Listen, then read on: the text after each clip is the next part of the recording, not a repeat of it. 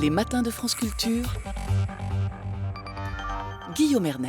7h42, ce sommet de l'OTAN, il est par exemple évoqué à la une du Figaro. Les alliés serrent les rangs et adressent un avertissement à la Chine. Pour en parler, nous sommes en duplex avec Camille Grand. Bonjour. Bonjour. Camille Grand, vous êtes secrétaire général adjoint de l'OTAN depuis octobre 2016, ancien directeur de la Fondation pour la recherche stratégique. Et puis ici même, dans ce studio, Cyril Brett, enseignant à Sciences Po, chercheur associé à l'Institut Jacques Delors. On vous doit notamment 10 attentats qui ont changé le monde aux éditions Armand Collin. Cyril Brett, peut-être évoquer les enjeux de ce sommet de l'OTAN. Oui, bonjour. L'enjeu était évident, et c'était de montrer que le lien transatlantique était bien vivant, qu'il n'était ni en état de mort cérébrale ni obsolète, pour reprendre des formules qui avaient fait Flores durant la présidence Trump, et de lui donner un nouvel élan. C'est ce qui a été fait hier et dans le communiqué de presse final, avec notamment une perspective tracée pour les 10 prochaines années, une réflexion d'une décennie pour l'OTAN 2030. Des thèmes classiques ont été repris, renforcés, notamment l'union transatlantique contre les menaces russes, bien sûr le soutien également à l'Afghanistan. Puis de nouveaux thèmes se sont invités ou se sont développés, notamment l'analyse de la menace chinoise comme menace systémique pour l'ordre international. Et évidemment, j'avais oublié l'espace et la cyber, qui sont depuis plusieurs années maintenant au centre des travaux de l'Alliance, qui montrent encore une fois le dynamisme de cette Alliance pour se projeter dans les menaces du futur. Camille Grand, votre point de vue sur ce sommet et sa conclusion. Bon, c'était d'abord évidemment le sommet des retrouvailles de la famille transatlantique, avec un message d'unité très fort et la présence de Joe Biden qui a affirmé que l'engagement dans l'article 5 de l'OTAN, c'est-à-dire la clause de solidarité entre les alliés, était un engagement sacré, donc quelque chose qui était attendu par les alliés européens après des années plus chahutées. Et des sommets plus compliqués. Donc, oui, c'est-à-dire que pour le dire clairement, Trump était critique vis-à-vis de l'OTAN et distant, et Joe Biden, c'est le signe qu'il y a à nouveau des États-Unis au sein de l'OTAN, c'est ça, Camille Grand ? Il y a des États-Unis qui sont non seulement au sein de l'OTAN, mais qui ont affirmé avec force la fermeté de leurs engagements. Et de ce point de vue-là, Joe Biden appartient à la tradition des Américains à la fois atlantistes et multilatéralistes, qui font attention à leurs alliés, à leurs alliances, et qui travaillent avec ces alliés. C'était d'ailleurs important dans la séquence diplomatique qui est en cours de s'arrêter à Bruxelles avant la rencontre avec Vladimir Poutine. Donc il y a vraiment, de ce point de vue-là, une réaffirmation très forte du côté américain de la centralité des alliances et de l'Alliance Atlantique en particulier dans le dispositif politico-militaire américain. À côté de ça, c'est aussi l'occasion de se projeter vers l'avenir à travers cette initiative OTAN 2030 qui, depuis le sommet de Londres, il y a 2 ans, où les chefs d'État et de gouvernement avaient demandé à l'OTAN de réfléchir à son avenir, de réfléchir à ses valeurs, à son mode de fonctionnement. Ici, on a toute une série de pistes qui vont se poursuivre dans l'année qui vient, jusqu'au sommet de l'année prochaine, avec un nouveau, ce qu'on appelle concept stratégique, qui est une sorte de livre blanc que l'OTAN écrit tous les 10 ans pour décrire à la fois ses ambitions et ses actions. Alors, il y a aujourd'hui plusieurs problématiques qui sont posées à l'OTAN. Ces problématiques, elles ont pour nom, si on les décline par pays, Russie, Chine et Turquie. Peut-être un mot à ce sujet, Cyril Brett. On sent l'Alliance Atlantique, les 30 alliés de l'OTAN beaucoup plus à l'aise sur certains sujets que sur d'autres. La Russie, c'est évident, l'unité peut très facilement se faire entre Washington et Bruxelles, même si des nuances sont évidemment importantes dans le traitement que les Européens apportent à leurs voisins et celle des États-Unis.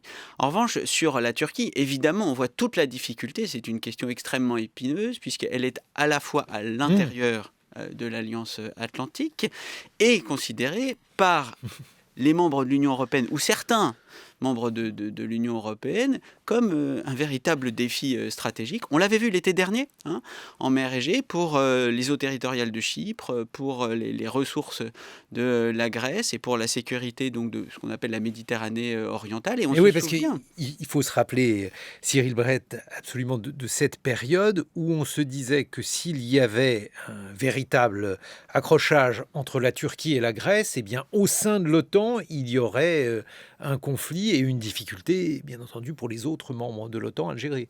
Et oui, c'est un peu comme un divorce, c'est-à-dire qu'il faut prendre parti et il faut apporter son soutien à l'un ou l'autre des rivaux protagonistes, adversaires, voire ennemis.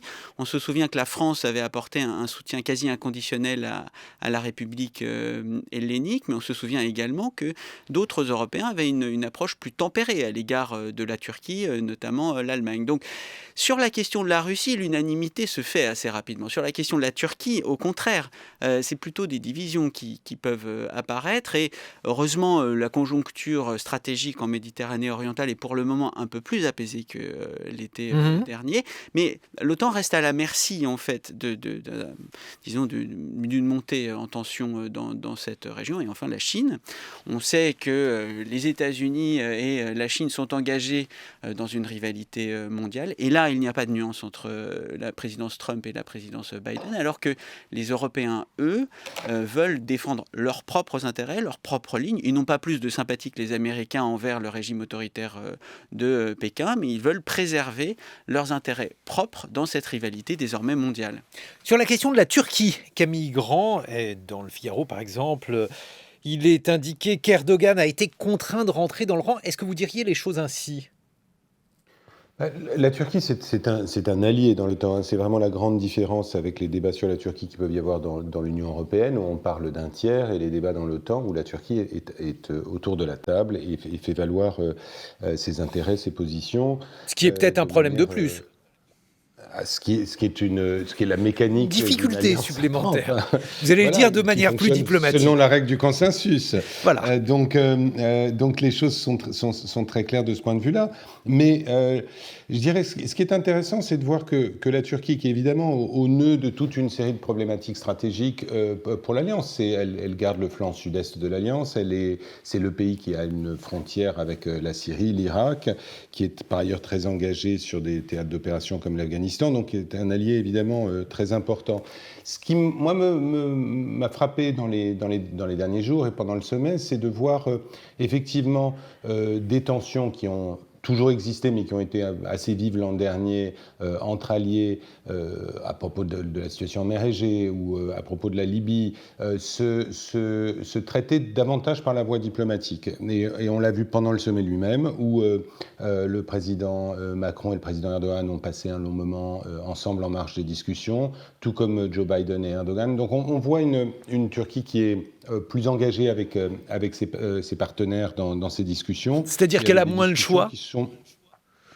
Alors, on peut juger les motivations de chacun des alliés et la situation économique, etc. Mais je crois que la Turquie est un allié pour qui l'Alliance Atlantique est centrale dans sa politique étrangère, justement parce qu'elle n'est pas membre de l'Union européenne, pas membre d'autres institutions, de toutes les institutions multinationales auxquelles participent beaucoup d'autres pays de l'OTAN. Donc elle est très engagée dans cette alliance et très active dans cette alliance, ce qui évidemment peut créer des points de friction quand, par exemple, les Européens sont dans la promotion de l'Union européenne comme cadre de traitement de telle ou telle crise ou de telle ou telle problématique. Cyril Brett, c'est quand même étonnant ce qui s'est passé hier. Emmanuel Macron a passé 45 minutes avec son homologue turc juste avant le sommet de l'OTAN. Il faut rappeler que le président Erdogan s'était inquiété de la santé mentale d'Emmanuel Macron. Ils ont fait un point sur C'est vous qui êtes diplomatique. On était arrivé au niveau des invectives personnelles et des attaques extrêmement virulentes. Bon, écoutez, du point de vue des relations franco-turques, on ne peut que se réjouir effectivement d'une normalisation, d'une reprise du dialogue, de l'aspect symbolique de ce très long entretien entre deux leaders qui non seulement ne souhaitaient plus se parler, mais étaient engagés... Continuer à se parler par d'autres moyens. Exactement. Il faut bien distinguer donc les aspects structurels et les aspects effet conjoncturel. Apparemment, les canaux de dialogue sont rétablis grâce à l'OTAN, grâce à ce sommet. Donc c'est une des vertus de cette alliance atlantique. Elle rétablit le dialogue là où il était coupé. En revanche, il suffit de consulter le compte Twitter du président de la République pour voir que, évidemment, toutes les ambiguïtés, toutes les divergences sont loin d'être levées. Mais C'est-à-dire? c'est-à-dire que les facteurs structurels de désaccord entre la présidence Erdogan et la présidence Macron sont précis. C'est-à-dire les valeurs, effectivement, l'incarcération d'un de nos compatriotes en Turquie. On ne peut pas se prononcer évidemment sur cette affaire. Le respect des eaux territoriales de l'Union européenne, la pression exercée sur l'Union européenne par ce qui est devenu l'arme des migrants que la présidence Erdogan relâche ou au contraire durcit à chaque fois.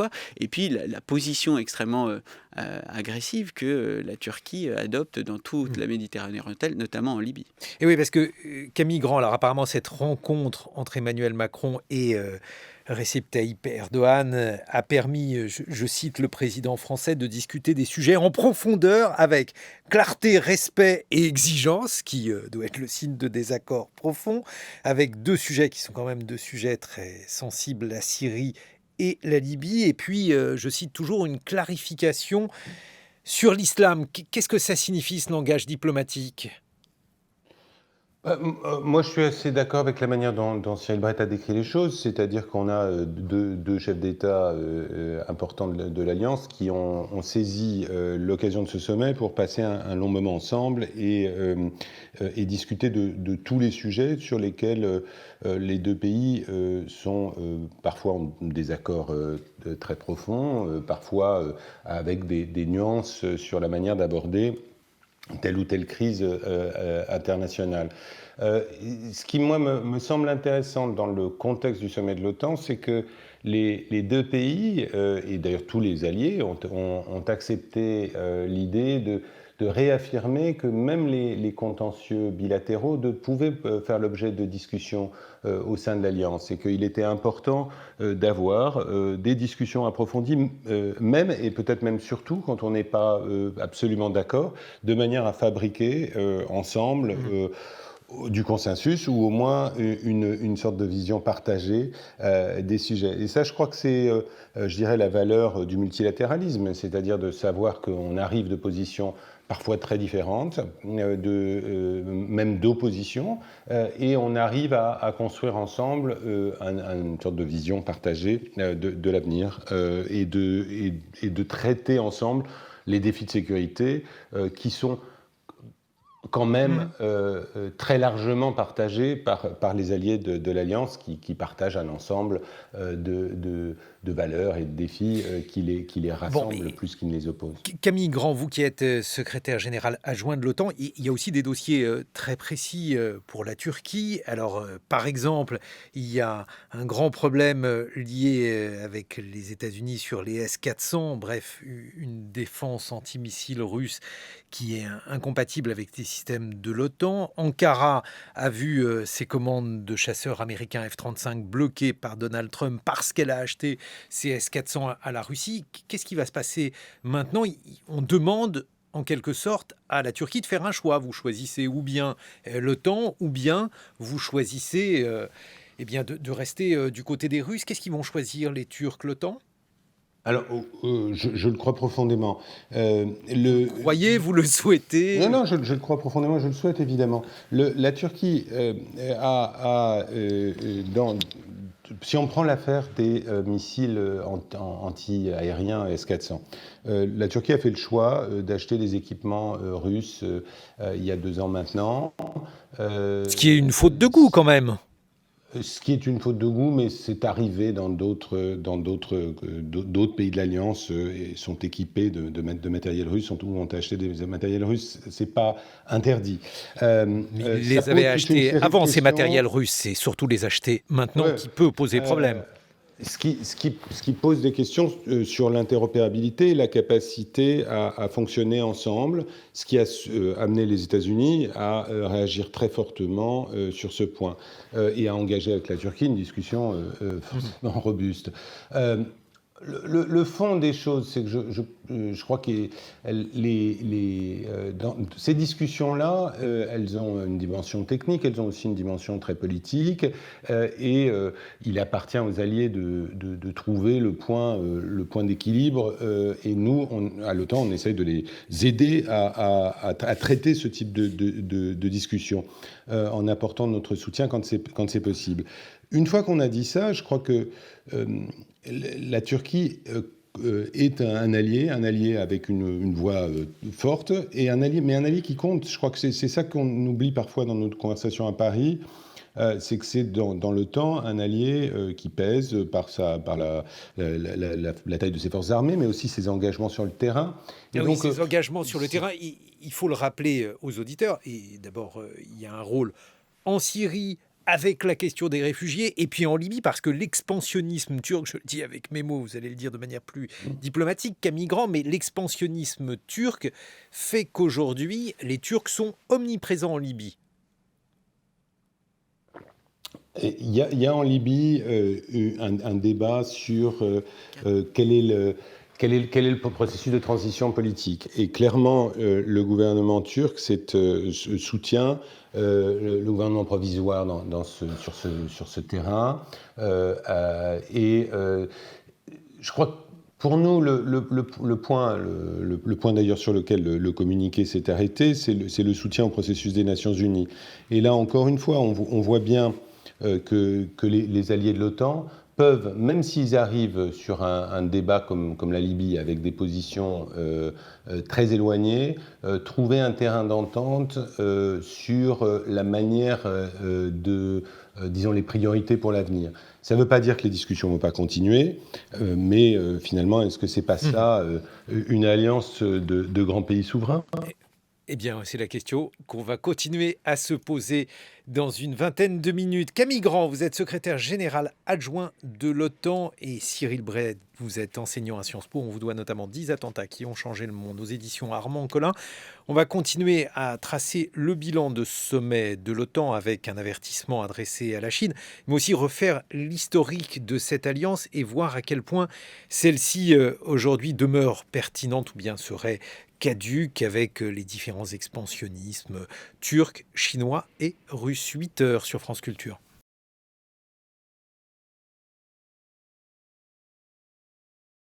Et ce matin, nous revenons sur le 28e sommet de l'histoire de l'OTAN, marqué par le retour des États-Unis avec la diplomatie et le multilatéralisme, avec Joe Biden, bien entendu, et ce titre en une du Financial Times, les buts militaires chinois menacent l'ordre international, c'est ce qui a été dit au cours de ce sommet de l'OTAN. Pourquoi Cyril Bray a signé la Chine à ce rôle ? Quelle est la menace chinoise selon l'OTAN ?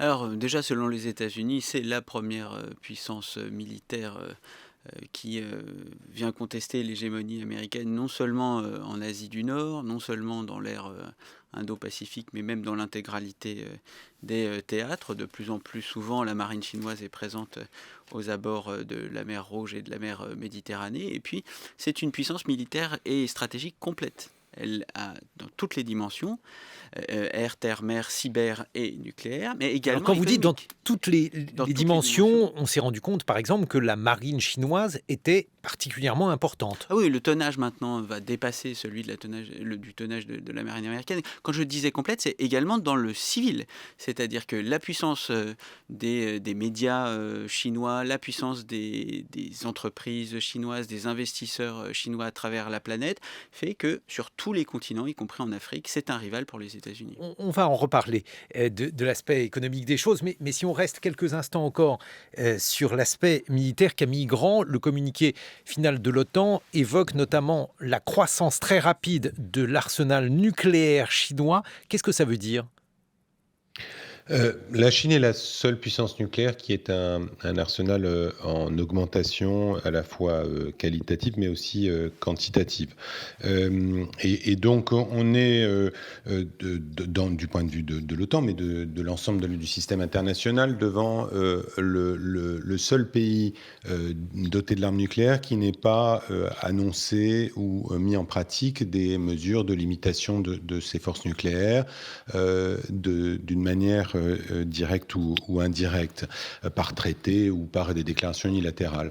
Donc, on a dans tous les domaines d'opération, et on peut parler de l'espace, on peut parler du cyberespace, on peut parler de la compétition dans le domaine nucléaire, on peut parler de la modernisation des forces militaires chinoises, une Chine qui devient de manière très claire la deuxième puissance militaire mondiale et qui s'affirme évidemment sur la scène asiatique, mais aussi plus globalement avec une présence maritime dans la zone euro-atlantique, avec des exercices avec la Russie. Donc je dirais l'OTAN de manière obligatoire, c'est pas l'OTAN qui va vers la Chine, c'est la Chine qui vient vers l'Europe, vers l'espace euro-atlantique, et on doit s'en préoccuper. Bien sûr, mais la marine chinoise, donc on l'a dit, elle est très importante. Ça peut se comprendre, notamment du fait de l'activité en mer de Chine, les îlots Paracels, qui constituent un enjeu territorial extrêmement important pour la Chine, avec un risque de conflit. Donc tout ceci, on le comprend.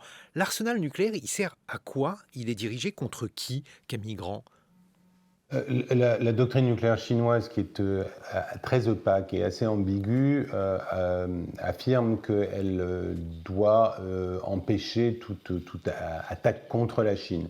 Ce qui est intéressant, c'est le glissement d'une doctrine de dissuasion finalement assez classique, reposant sur un arsenal de petite taille, vers une posture plus affirmative, qui devient moins celle de défendre la Chine que celle de défendre les intérêts chinois et la projection de la puissance chinoise, de manière à contester en quelque sorte le leadership américain sur l'espace Asie-Pacifique, et donc de dire aux Américains, dans cette vaste zone qui est autour de la Chine, nous pouvons faire ce que nous voulons, et nous sommes comme État doté à l'abri de la puissance américaine. Et oui, alors, ce qui est intéressant, c'est que dans la zone chinoise, qu'est-ce que c'est que la zone chinoise? Pourquoi avoir une arme nucléaire dans cette zone-là? Alors, je ne sais pas, par exemple, il y a une autre puissance nucléaire, il y a l'Inde.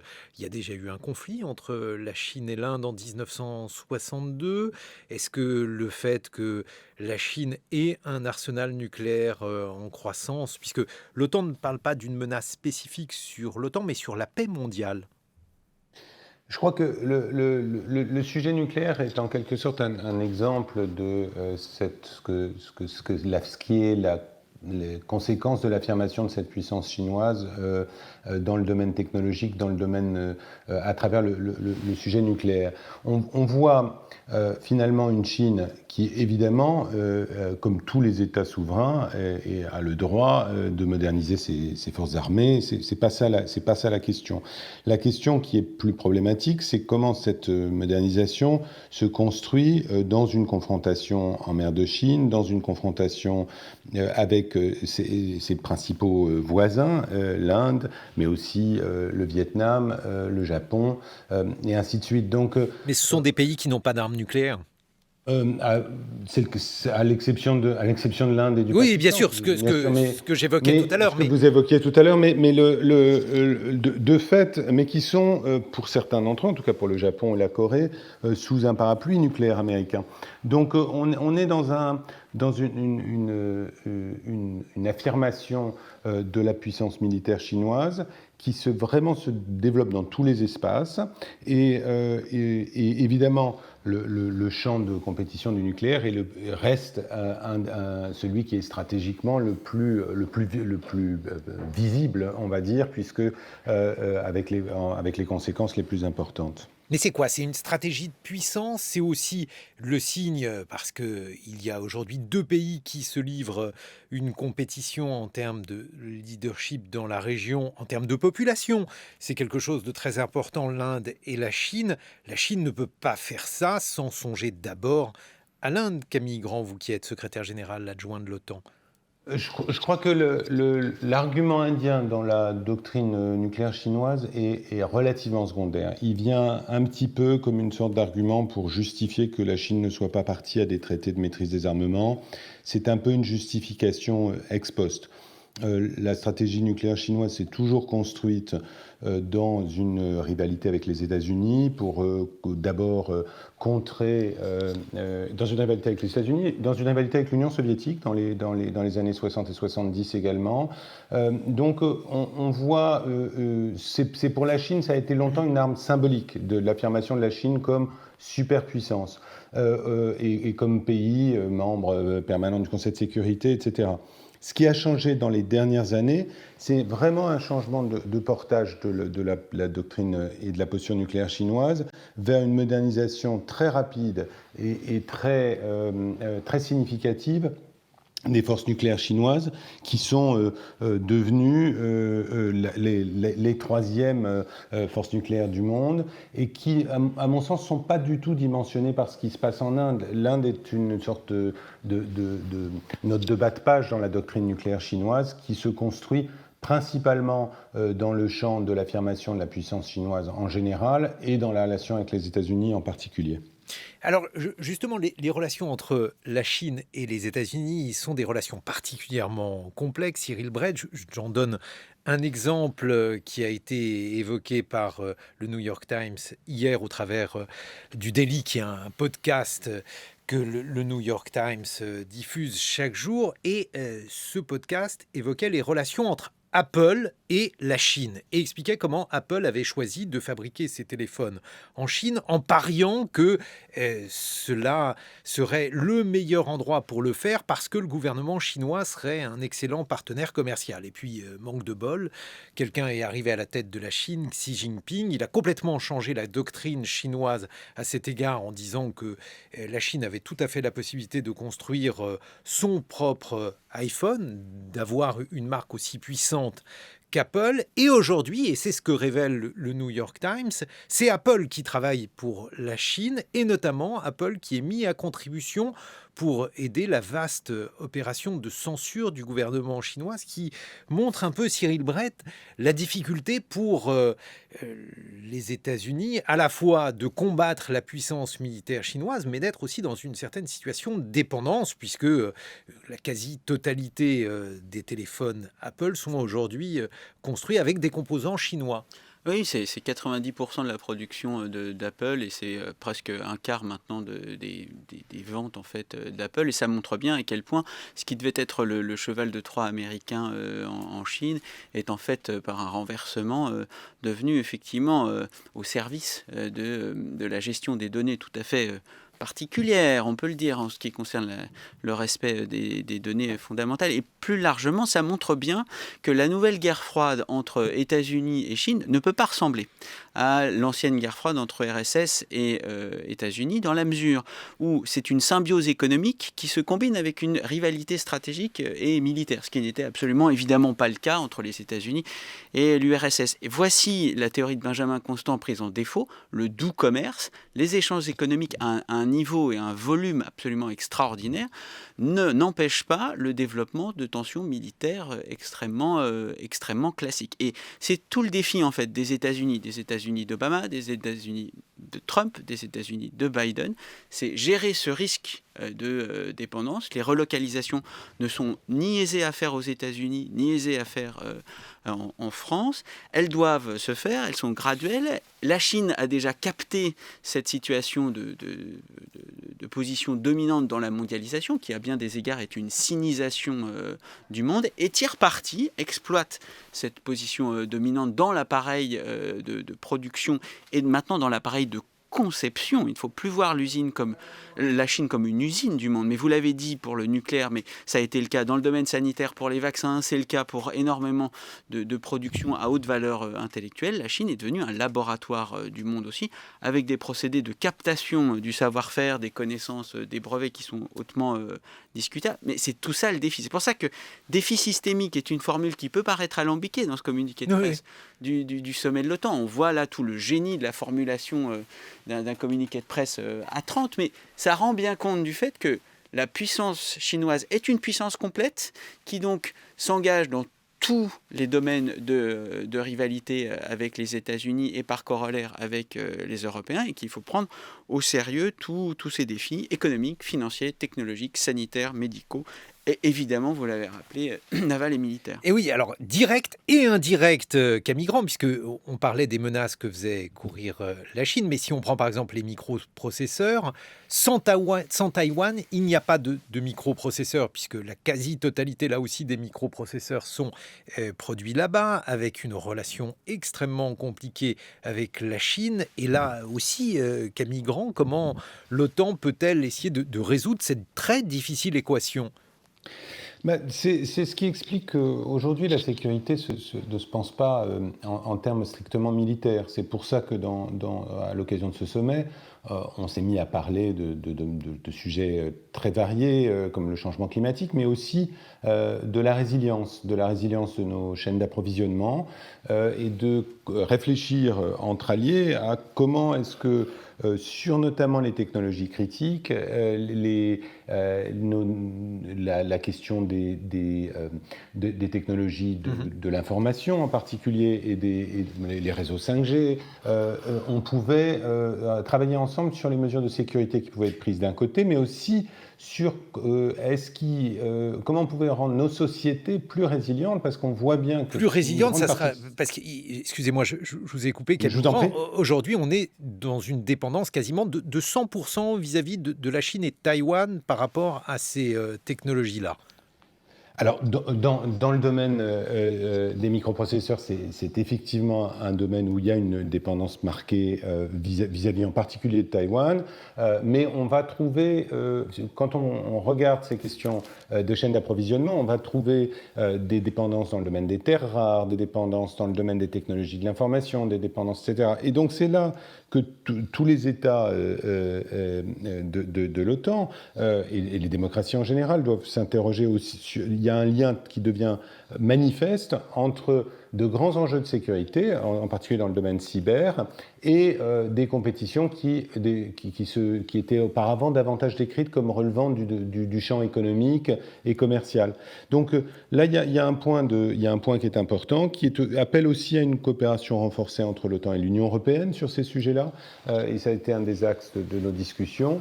Et donc on voit bien que la compétition avec la Chine, ce défi systémique, n'est pas la reproduction d'une sorte de nouvelle guerre froide.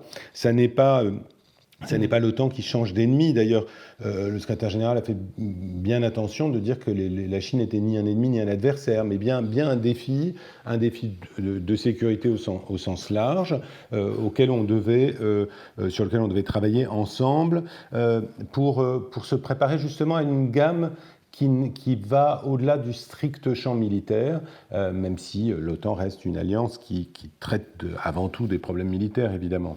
Et alors, l'ennemi historique, si j'ose dire, parce qu'il y a quand même un ennemi contre lequel l'OTAN a été construit, c'est la Russie. Aujourd'hui, nos relations avec les Russes, Cyril Brett, parce que là aussi, il y avait une sorte de mise en scène, Joe Biden et Poutine, ça pouvait faire penser, mais je vais vous laisser commenter, à Gorbatchev et Ronald Reagan. Qu'en est-il aujourd'hui ? Bon, il n'y a plus de parité stratégique depuis assez longtemps entre Russie et États-Unis.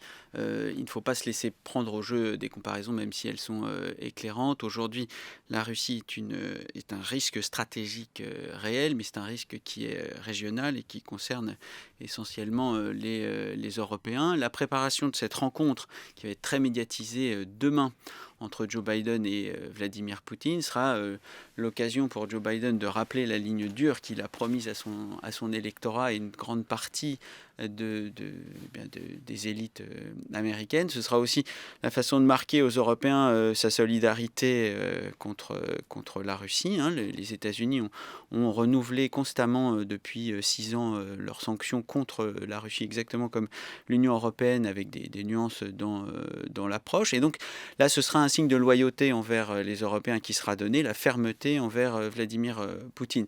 Mais il ne faut ni le comparer à la guerre froide des années 80. la parité stratégique a disparu, la parité économique n'a jamais existé entre Fédération de Russie et États-Unis. Il faut se garder aussi de la comparaison avec la Chine, du point de vue quantitatif, du point de vue qualitatif, du point de vue également dynamique et pas seulement statique.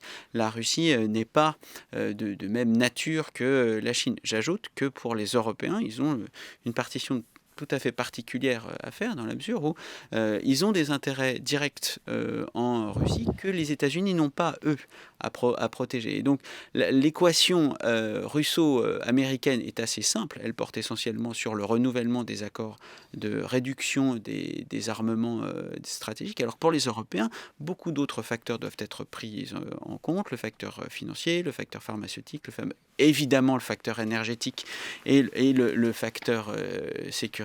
Le journal l'a rappelé, la Russie est extrêmement active dans l'espace cyber. Et disons que la partition des Européens, qui est en clarification, et qui est un temps d'élaboration qui est plus long que celui d'un État unitaire, reste encore à définir. Et oui, justement, la cyberguerre, Camille Grand, c'est quand même quelque chose, là aussi, qui bouleverse complètement la donne. On l'a vu encore récemment avec le pipeline, le Colonial Pipeline. Alors là, il n'a pas été hacké, a priori en tout cas, par le gouvernement russe, mais probablement y a-t-il un lien avec un groupe de hackers russes. Le fait d'avoir hacké un pipeline immobilise ou risque d'immobiliser une partie des automobilistes américains, ce qui signifie que même avec une dissymétrie dans l'armement qui est évidente entre la Russie et les États-Unis, eh bien, les Russes constituent aujourd'hui une véritable menace pour tous les autres pays, n'est-ce pas ? Oui, la question des menaces cyber, qu'elles émanent de la Russie ou d'autres acteurs étatiques ou non étatiques, est vraiment prise très au sérieux. On voit que c'est une menace qui est complexe, destructive, qui devient de plus en plus fréquente et qui pèse sur l'ensemble de nos activités civiles et militaires. Parce que la cybersécurité, c'est bien sûr protéger nos infrastructures critiques, mais civiles et militaires, mais ça peut être, et on le voit dans les attaques récentes, des attaques qui portent sur finalement l'économie en paralysant ou créant des difficultés sur des activités économiques qui ne sont pas jugées comme centrales. Donc on est dans un domaine que l'OTAN a reconnu comme un domaine d'opération depuis 2 ans déjà, et où les chefs d'État et de gouvernement ont adopté une politique de cyber plus ferme, parce que au fond, on est dans quelque chose où on reconnaît qu'une attaque cyber peut avoir une portée considérable. Et on dit clairement que ça peut même relever du fameux article 5 de l'OTAN, c'est-à-dire celui qui invoque la clause de solidarité entre alliés comme une attaque armée. Donc on est dans quelque chose qui est fondamentalement une sorte de nouvel espace de confrontation où le droit international, où les normes sont faibles ou seulement émergentes, et où du coup il est vraiment important pour les alliés d'être à la fois une plateforme de consultation entre nous, d'essayer de poser aussi des règles vis-à-vis de nos compétiteurs stratégiques, et de manière à s'assurer que cet espace ne devienne pas une sorte de cible plus molle pour des compétiteurs qui sont quand même encore sans doute plus faibles dans l'espace militaire classique. Mais alors c'est justement la question que je me pose. Si d'aventure il y avait une cyberattaque sur l'un des pays membres de l'OTAN menée depuis la Russie, comment l'OTAN réagirait-elle ? Est-ce que l'on peut imaginer, par exemple, qu'il y ait une escalade avec des armements classiques ? Est-ce qu'il faudrait répliquer, mais je ne sais pas comment cela pourrait se faire, avec une autre cyberattaque, Camille Grand ? Je crois que le principe, finalement, c'est et là on est vraiment dans le j'ai envie de dire, le b.a.-ba de la dissuasion. C'est-à-dire, d'une part, de se réserver le droit de répondre dans un champ différent, qui ne sera pas forcément de répondre une attaque cybernétique par une contre-attaque cybernétique. Donc on a toute une gamme d'options qui vont de la meilleure protection de nos réseaux et de la coopération entre les alliés à cette fin. Ça, c'est vraiment la base. Mais ensuite, de se garder la possibilité de répondre collectivement à une attaque cyber, en particulier si elle est de grande intensité. Hein. Je ne parle pas de hackers avec des visées criminelles, mais parce que on commence à voir des scénarios dans lesquels une attaque cyber pourrait avoir des conséquences, on va dire, de disruption massive qui seraient comparables à de grandes attaques terroristes ou même à des attaques militaires classiques. Donc, si une attaque cyber met à plat le réseau d'électricité d'un pays ou le réseau bancaire d'un pays, et on a déjà vu des choses de ce type-là se produire, notamment dans les pays baltes, on sait que les opérations en Ukraine ont commencé par des attaques cyber de grande ampleur. Donc il faut vraiment intégrer ça dans notre posture stratégique, dans notre réflexion collective. Et oui, puisque le Colonial Pipeline que j'évoquais, donc c'est un pipeline qui conduit le carburant depuis une côte jusqu'à l'autre côte des États-Unis, il a été hacké tout simplement en hackant son système de comptabilité, ce qui est quand même quelque chose d'extrêmement simple et ce qui a paralysé la totalité du système. Camille Grand, est-ce que c'est une menace qui effectivement peut être contrée? C'est difficile à l'échelle d'un pays d'imaginer tous les scénarios qui peuvent être faits dans ce domaine. C'est autour de ça que tourne ce thème de la résilience et de la protection des infrastructures critiques.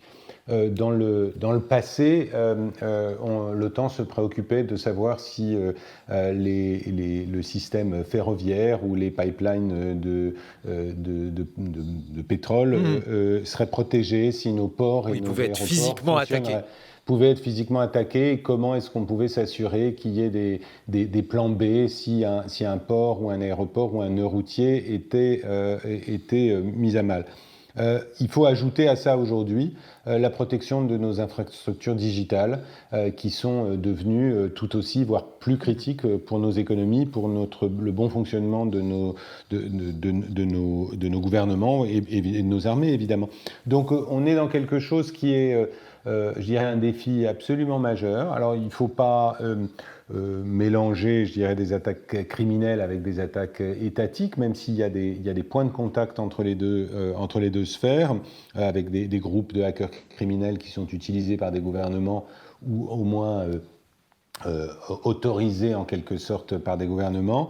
Mais il est vraiment essentiel de, je dirais, rendre beaucoup plus robuste la manière dont les pays de l'Alliance se préparent à ce type d'éventualité, pour ne pas se trouver face à une sorte de Pearl Harbor numérique, comme on dit dans le débat américain aujourd'hui, où le système, où des économies très profondément digitalisées s'effondreraient, au moins temporairement, du fait d'une attaque cybernétique. Oui, puisque c'est exactement ça l'enjeu. Mais en conclusion, Cyril Brett, est-ce que vous pensez que ça peut être suffisamment dissuasif, ce type d'utilisation donc de l'article 5, avec une possibilité donc de se défendre collectivement si l'un des pays de l'OTAN, si l'un des pays membres de l'OTAN était attaqué par une cyber-attaque? Je suis plus dubitatif parce que le champ de bataille cyber a quand même des singularités que le champ de bataille physique n'a pas. L'attribution et la discrétion sont des composantes essentielles des offensives cyber. Il est très difficile d'attribuer les offensives, alors que les opérations militaires sur le terrain s'attribuent beaucoup plus facilement, et la discrétion fait partie de l'efficacité. Quand une attaque cyber massive est visible, c'est généralement a posteriori, quand il est trop tard. D'où la difficulté d'organiser des contre-offensives selon les principes de symétrie et de réciprocité qui ont été évoqués par Camille Grand. Et de plus, les intérêts cyber entre 30 alliés sont très très difficiles à dégager. Les convergences sur les grands principes sont évidente. En revanche, définir des intérêts cyber communs entre les 30 alliés est très difficile. Il y a une continuité entre le cyber et le physique, mais il y a des singularités du cyber qui empêchent la convocation de cette clause de solidarité. Merci Cyril Brett, vous êtes enseignant à Sciences Po et on vous doit l'ouvrage 10 attentats qui ont changé le monde, comprendre le terrorisme au XXIe siècle. C'est chez Armand Collin. Merci Camille Grand. Je rappelle que vous êtes secrétaire général adjoint de l'OTAN et ancien directeur de la Fondation pour la recherche stratégique.